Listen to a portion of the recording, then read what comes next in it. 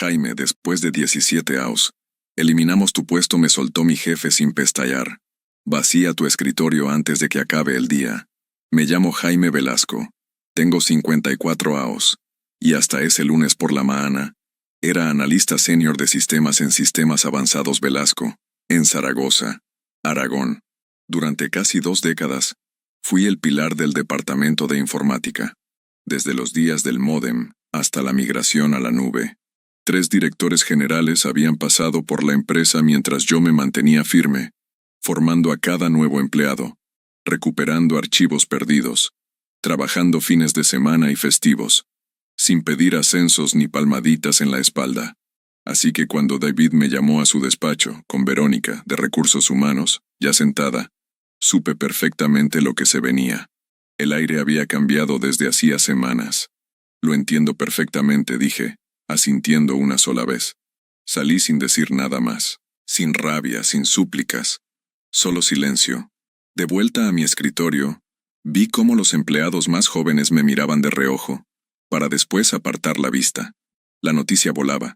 Muchos de ellos eran programadores a los que yo mismo había formado. Buena gente, pero no tenían ni idea de lo que había debajo de nuestros sistemas.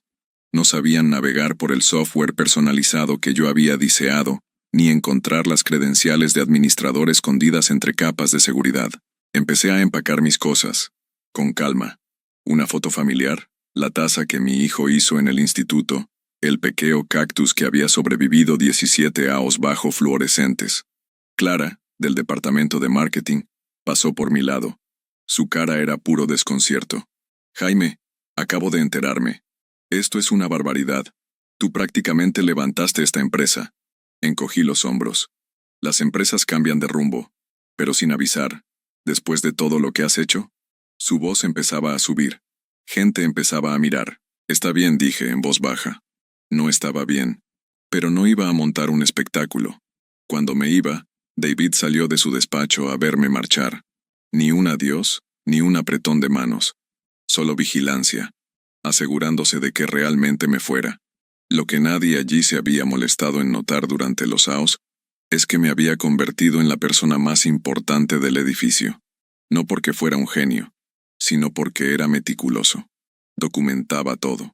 Hace años, a petición del equipo legal tras un escándalo interno, implementé protocolos de auditoría para detectar accesos no autorizados.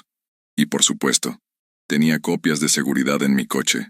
Me senté al volante y miré hacia el edificio de 12 plantas donde había pasado la mayor parte de mi vida adulta. Mi tarjeta de seguridad, renovada 16 veces, ya no me pertenecía. Arranqué el motor y volví a casa. Ellos no sabían que el miércoles iba a ser interesante. Yo estaba en Sistemas Avanzados Velasco desde que la empresa ocupaba solo 2 plantas en un parque empresarial. Empecé cuando mi hija Lucía estaba en infantil. Ahora ya terminaba el máster. La empresa creció, y yo crecí con ella. Rechacé ofertas de la competencia. Para mí la lealtad importaba. Mi mujer, Alba, solía bromear diciendo que los servidores eran mi segunda familia. No iba desencaminada. Conocía cada sistema, cada atajo, cada solución oculta para problemas que los ejecutivos ni siquiera sabían que existían. La infraestructura que construí sobrevivió a 3 adquisiciones y a un sinfín de modas tecnológicas que la dirección adoptaba y abandonaba meses después. Hace 5 años, David se convirtió en mi jefe, un joven MBA de manual, que llamaba a nuestro departamento recursos informáticos en lugar de personas.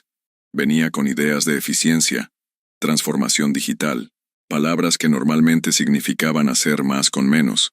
Al principio intenté ayudarle. Quise que comprendiera la complejidad que se escondía bajo años de evolución interna. Pero él solo decía, tenemos que prepararnos para el futuro en reuniones en las que ni me miraba a la cara. 6 meses atrás, trajo un consultor, Javier Paredes.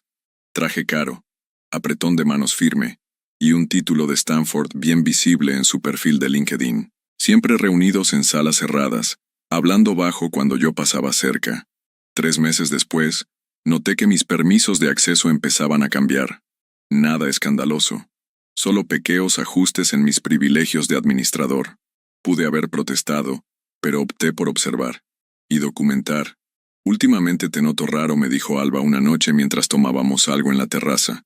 ¿Va todo bien en el trabajo? Asentí, bebiendo un sorbo de cerveza. Cambios. Nada que no haya visto antes. Cuando se fue, abrí el cajón de abajo y saqué un pendrive. Uno de varios que guardaba bajo llave. Las políticas de la empresa prohibían llevarse datos, pero años atrás, cuando el departamento legal necesitaba un sistema para detectar amenazas internas, les dejé claro que se necesitaban copias fuera del sitio. Me lo aprobaron, y luego lo olvidaron. Conecté el USB y empecé a revisar archivos, correos internos, actas de reuniones, registros financieros, pero esta vez los cambios eran diferentes. Me estaban apartando. Dejaron de incluirme en correos sobre actualizaciones críticas. Encargaban proyectos a empleados jóvenes que antes me asignaban a mí. Y entonces lo encontré. Un memorándum corporativo sobre iniciativas de modernización, que nunca se me había compartido. Detallaba una reestructuración completa del departamento IT, ahora bajo el liderazgo de Javier Paredes. Mi puesto ni aparecía en el nuevo organigrama. Ese mismo día, al realizar un análisis de rutina, esas tareas silenciosas que ya nadie hacía, detecté algo raro en el software financiero. Transferencias regulares a un proveedor que no conocía, Soluciones Técnicas del Sur. Una búsqueda rápida reveló que fue registrada el año anterior. La dirección. Un simple centro de envíos express. Los pagos comenzaron siendo pequeños, pero iban creciendo mes a mes. No dije nada. Solo guardé copias y seguí observando. A veces, el hombre callado en la esquina lo ve todo, precisamente porque todos creen que no ve nada. A la mañana siguiente de ser despedido, estaba en mi despacho en casa, frente a mi portátil, sin alarma, sin atasco, solo el silencio y el peso de lo ocurrido. Alba me trajo un café. Lo dejó a mi lado sin decir nada. Después de 19 años de matrimonio, sabía cuándo necesitaba espacio. Voy a hacer la compra, dijo al rato. ¿Necesitas algo? Negué con la cabeza. Cosas a las que ningún empleado normal debería tener acceso. Ahí estaba todo el historial de pagos a Soluciones Técnicas del Sur, casi 1,8 millones de euros en 18 meses, y la cadena de aprobación llevaba directo al CFO Bruno Valdés. Seguí tirando del hilo. Crucé fechas y cifras. Hasta que el patrón emergió, los pagos coincidían exactamente con renovaciones de licencias de software para toda la empresa, pero los importes estaban inflados, a veces un 15, otras un 20, suficiente para no levantar sospechas, pero también para sumar una fortuna. Busqué la empresa en el registro mercantil. El titular era Tomás Valdés. Un vistazo en redes sociales confirmó lo que sospechaba: era cuadro del CFO. Estaban desviando fondos de la empresa a través de sobrecostes falsos en facturas aparentemente legítimas. Me recliné en la silla. Sentí que algo cambiaba dentro de mí. No era ira. Era algo más frío, más afilado. Durante 17 años resolví problemas. Protegí sistemas. Fui el fiable, el constante. Y ahora, me habían tirado como si fuera hardware obsoleto. Mi móvil vibró. Un mensaje de Sergio, un joven analista que había estado mentoreando los últimos 2 años. Lo siento por lo de ayer, tío. Una mierda lo que han hecho. Paredes ya está ocupando tu antigua oficina. Dejé el móvil a un lado, sin contestar. Las piezas encajaban. David y el CFO necesitaban quitarme de en medio antes de que alguien viera el pastel. Probablemente pensaban que la evidencia desaparecería conmigo. Pero estaban muy equivocados. Un técnico envejecido que no entendía las finanzas modernas, eso era lo que pensaban que era. Pero esa mañana, mientras abría el correo, empecé a redactar un mensaje para el consejo de administración y me detuve. El dedo flotaba sobre el botón de enviar. Demasiado directo, demasiado fácil de ignorar, como si fueran solo las pataletas de un ex empleado amargado. No, necesitaba pruebas concretas. Precisión, algo que no pudieran tapar ni con amenazas ni con abogados. Borré el borrador y comencé a planear.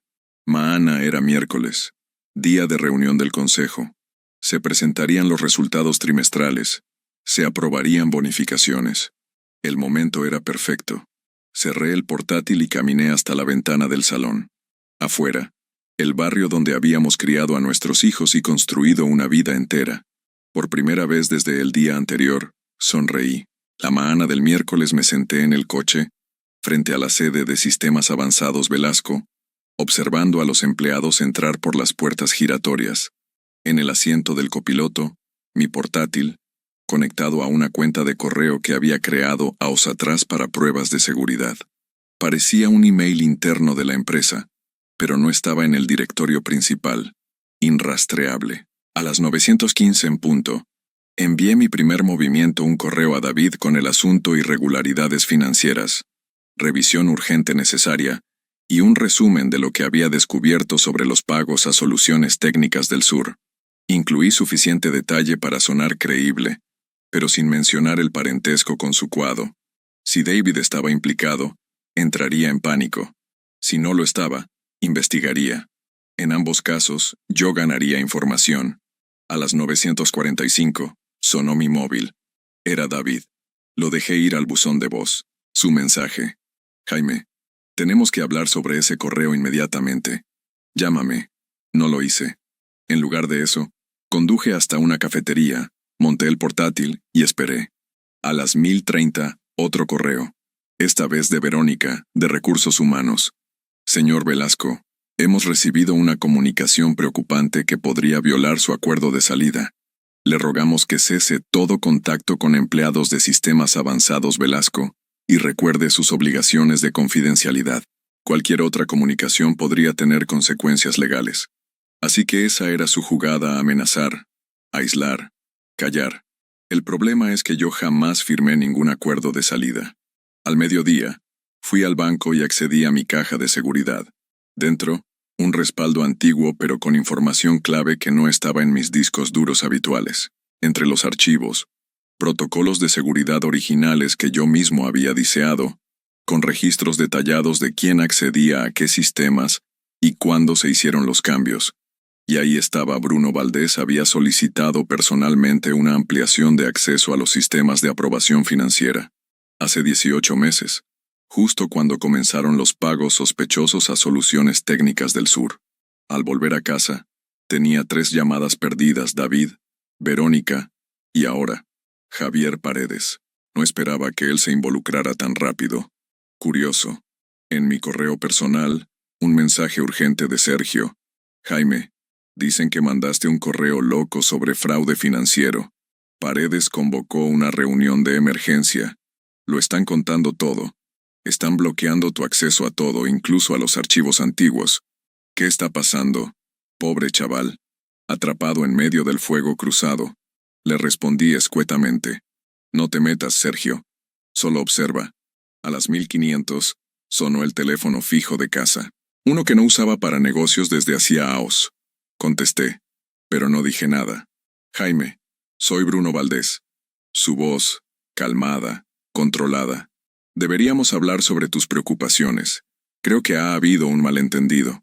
¿Así lo llamas tú? Pregunté. Mira, los periodos de transición siempre son complicados. Si tienes dudas sobre las finanzas, hay canales adecuados, como el consejo. Le interrumpí. Silencio, Bruno. El consejo no debería preocuparse por detalles operativos. ¿No? ¿Por qué no quedamos mañana tú y yo y lo aclaramos todo? Lo siento, tengo planes. Además, creo que el consejo estará muy interesado en saber más sobre Soluciones Técnicas del Sur y sobre tu cuado. El resoplido al otro lado del teléfono me dijo todo lo que necesitaba saber. Estás cometiendo un grave error, murmuró. Podemos arreglar esto. Una buena indemnización, referencias, lo que necesites. Adiós, Bruno. Colgué. En menos de 10 minutos, Verónica volvió a escribirme. Mi indemnización acababa de duplicarse. El acuerdo adjunto requería silencio absoluto sobre todo lo relacionado con la empresa. Estaban desesperados, pero aún creían que esto era un simple intento de chantaje. No tenían ni idea de lo que venía. La mañana del jueves trajo claridad. Pasé la noche analizando datos, conectando piezas que antes no había visto. El fraude de Soluciones Técnicas del Sur no era el primero de Bruno. 3 años antes, poco después de convertirse en director financiero, apareció otro patrón: pagos por consultoría a una empresa llamada Consultores Empresariales Rivera. Distinto nombre. Misma estafa, facturas infladas por servicios prestados de forma parcial o inexistentes. Rastreé el registro mercantil. La empresa estaba a nombre de Pilar Valdés, su esposa. La señora figuraba como directora ejecutiva de una empresa sin página web, sin empleados y con una dirección virtual. Pero la bomba real llegó cuando revisé los correos archivados. David no solo sabía de estos acuerdos, los había facilitado. A cambio, su departamento recibía más presupuesto mientras otros sufrían recortes. Lo habían traído para sustituir a un director anterior que empezó a hacer preguntas sobre gastos extraos en TI. Incluso Javier Paredes estaba relacionado. Su consultora fue contratada mediante un proceso atípico, sin pasar por los canales normales. Su verdadero papel no era modernizar nada, sino deshacerse del único que podría notar los patrones financieros yo. El plan era elegante en su sencillez: crear proveedores con apariencia legítima, aprobar pagos inflados y repartirse la diferencia. Como había servicios reales, aunque a precios inflados, los auditores no detectaban nada raro. En total, casi $4,3 millones desviados en 3 AOs. Reuní todo en un informe exhaustivo. Hojas de cálculo con los patrones de pagos. Registros empresariales que conectaban las empresas con la familia de Bruno. Correos que demostraban el conocimiento y la complicidad de David. Y entonces hice algo que no esperaban. Contacté con Raúl Cordero, un miembro del consejo con quien trabajé años atrás en seguridad informática. Estaba semijubilado, pero aún asistía a las reuniones trimestrales. Jaime Velasco, contestó al segundo tono. ¿Cuánto tiempo? Me enteré de que dejaste Sistemas Avanzados, Velasco. No fue decisión mía, le respondí. Raúl, necesito 15 minutos de tu tiempo. Es importante. Silencio. ¿Esto tiene que ver con por qué Bruno y David llevan 2 días con cara de funeral? Probablemente, dije. Se rió. Siempre pensé que tú sabías dónde estaban enterrados los cadáveres. ¿Dónde quedamos? 1 hora después estábamos sentados en un parque, a 5 kilómetros de la oficina central. Le entregué un sobre sellado con un resumen impreso y un pendrive. Todo está ahí. Fechas, importes, conexiones. No quiero recuperar mi trabajo. No busco dinero. Solo quiero que las personas adecuadas lo sepan. Raúl me observó fijamente. ¿Y por qué acudiste a mí? Porque tú lees los informes de auditoría. Te he visto en las reuniones. Haces preguntas. Asintió lentamente. Mañana hay una sesión de emergencia del Consejo, Comité de Finanzas. ¡Qué casualidad!, dije. Raúl se guardó el sobre. Si todo esto se confirma, va a haber consecuencias muy serias. Eso espero. Mientras volvía a mi coche, recibí un mensaje de Alba. Ha venido un tal Javier Paredes a casa buscándote. Dijo que era urgente. Le dije que no estabas. Aquel mismo viernes amaneció claro y luminoso. Me senté en el porche con un café, viendo cómo despertaba el vecindario. Sin despertador, sin prisas, solo esperando. A las 8 en punto, tal como lo había programado la noche anterior, mi correo se entregó a todos los miembros del Consejo Directivo de Sistemas Avanzados Velasco. El asunto era claro. Antes de aprobar los bonos del segundo trimestre, leed esto. Adjunto iba mi informe completo, detallado, con pruebas, y sobre todo, irreversible. A las 8:17, mi móvil empezó a sonar. Números desconocidos. Probablemente asistentes de los directivos, desesperados por hablar conmigo. Dejé que todos saltaran al buzón de voz. A las 900, comenzaba la reunión de emergencia del comité financiero. Allí estaría Raúl Cordero, con mi documentación en mano, y yo, observando desde lejos cómo mi mensaje iba encendiendo el fuego en cada rincón. A las 9:32, Sergio me escribió un mensaje. Ha llegado la policía. Están interrogando a Tomás Valdés y a David en distintas salas. Paredes está pálido. ¿Qué has hecho? No contesté. Todo marchaba según lo previsto. A las 1000, recibí una llamada distinta. Era del departamento legal. Señor Velasco, habla Paula García. Necesitamos que venga urgentemente para discutir el informe que ha entregado al Consejo. Estoy disponible por teléfono, respondí. Esto requiere una conversación presencial. No, no la requiere, le interrumpí. Todo lo que sé está en ese informe. Todo lo que tengo está respaldado en múltiples ubicaciones seguras. Y si algo me ocurre, o a mi familia, las copias irán a la Comisión Nacional del Mercado de Valores, a la agencia tributaria y a 3 medios de comunicación. Silencio. El consejo se lo está tomando muy en serio, dijo al fin. Ya han suspendido a varios directivos. Ya he colaborado. Mi parte está hecha. Después colgué. Me fui a un restaurante a las afueras de Zaragoza. No era momento de dejarse ver por el centro. A la hora de comer, los titulares empezaron a estallar. Directivos de sistemas avanzados Velasco bajo investigación por irregularidades financieras. A las 1400, Raúl me llamó. Es un escándalo. Bruno ha confesado. Está intentando cerrar un acuerdo con Fiscalía y echa la culpa a David. David lo niega todo. Y Paredes dice que solo era consultor y no sabía nada. Nadie se lo cree. Están los 3 suspendidos. Los auditores forenses llegarían el lunes. La cifra preliminar, más de 4,5 millones de euros desviados en 3 AOs. Iba bien encaminado. Raúl prosiguió. El consejo quiere hablar contigo. No solo para que vuelvas. Quieren crear un nuevo puesto director de seguridad informática, reportando directamente al consejo. Lo había previsto. Aún así, me pilló por sorpresa. Lo pensaré, dije. Esa noche se lo conté todo a Alba. Escuchó sin interrumpir. Luego preguntó, ¿y ahora qué vas a hacer? Buena pregunta. La venganza ya estaba servida. Fría, quirúrgica, perfecta. Pero volver significaba regresar a un sitio que me desechó tras 17 AOs. Necesito tiempo. Antes de dormir abrí mi portátil y publiqué una sola frase en mi perfil de LinkedIn. Inactivo desde hacía AOs. Nunca quemes puentes. Deja que se derrumben por el peso de su propia avaricia. Minutos después, antiguos compañeros comenzaron a escribirme. La historia del tipo callado del sistema que había derribado a 3 ejecutivos estaba corriendo como la pólvora. Y lo mejor sin levantar la voz. El lunes por la mañana, entré en la sede con un traje que no usaba desde hacía AOs. El guardia de seguridad me miró 2 veces antes de darme una credencial de visitante. Bienvenido de nuevo, señor Velasco, dijo, con un respeto que antes no existía. Subí en silencio al piso ejecutivo. Nunca había estado allí. Ahora me esperaban. Los 10 miembros del consejo me observaban. Raúl asintió en silencio. La directora general interina, antes directora de operaciones, parecía incómoda. Gracias por venir. La situación que ha destapado es sin precedentes, empezó.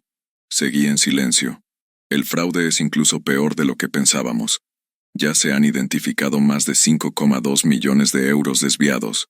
Se están preparando cargos penales. Raúl intervino. El Consejo ha votado por unanimidad la creación de un nuevo puesto ejecutivo. Queremos que sea usted el director de seguridad informática, con acceso total y autonomía. Saqué una carpeta. Aquí están mis condiciones. No son negociables. La directora las leyó. Sus cejas se alzaron. Autoridad total de auditoría, presupuesto independiente, derecho de veto en decisiones tecnológicas. Así es, dije. Es inusual. También lo fue robar 5,2 millones, sin que nadie lo notara. Eso no volverá a pasar. Silencio. Tienen hasta el mediodía para decidir. Tengo otras ofertas. A las 1147 me llamaron. Aceptaban todas mis condiciones. 6 meses después, estaba en mi nueva oficina en la esquina, revisando los protocolos de seguridad. Desde la ventana se veía el skyline de Zaragoza, un recordatorio de lo que había conseguido.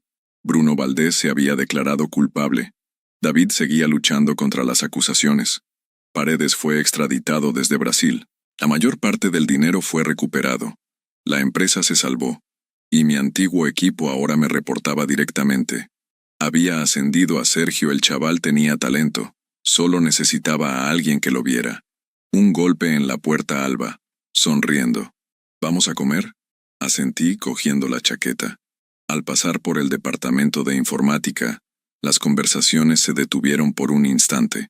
No por miedo, sino por respeto. En el ascensor, Alba me apretó la mano. ¿Eres feliz? No era exactamente felicidad. Era satisfacción, plenitud. Estoy bien, respondí. Afuera, el sol de octubre nos acariciaba. Mi móvil vibró. Mensaje de Raúl. Presupuesto de seguridad aprobado por el Consejo. Votación unánime. Sonreí levemente. ¿Qué pasa?, preguntó Alba. Nada, dije guardando el móvil. Solo pensaba en los puentes. Algunos se derrumban solos. Otros, si los reconstruyes bien, pueden ser más fuertes que nunca. Y aquel lo había construido como debía. ¿Y tú? ¿Desde qué ciudad de Spa escuchaste esta historia de justicia y venganza? Cuéntamelo en los comentarios. Si esta historia te ha atrapado tanto como a mí vivirla, suscríbete ahora a Venganza con Martín. Aquí, cada traición tiene su castigo, y cada historia, su final merecido.